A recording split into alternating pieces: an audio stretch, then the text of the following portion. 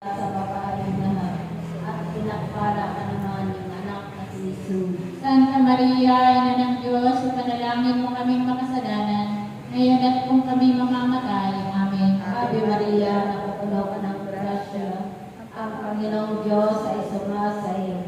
Bukod kang pinagpala sa babaeng lahat, at pinagpala ka naman ng anak na si Jesus. Santa Maria, Ina ng Diyos, ipanalangin mo kaming makasalanan, ngayon at kung kami mamamatay. Amen. Ave Maria, napupuno ka ng grasya, ang Panginoong Diyos ay sumasa iyo.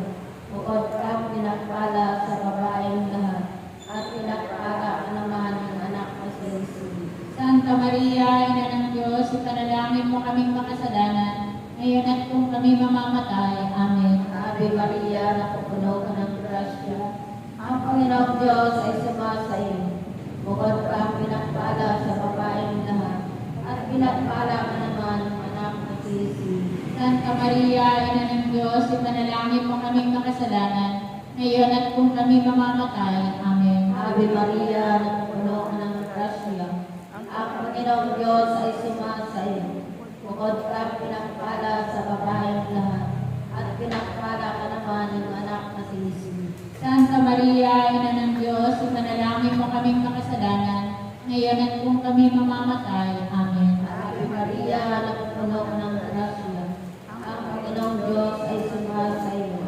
Bukod kang pinagpala sa babaeng lahat, at pinagpala ka naman ng anak na si Jesus. Luwalhati, Santa Maria, Ina ng Diyos, ipanalangin mo kaming makasalanan, ngayon at kung kami mamamatay. Amen. Walhati sa Ama, sa Anak, sa Espiritu Santo. Kapara sa unang-unang ngayon, magpakailanman, magpasawalang hanggan, siya nawa.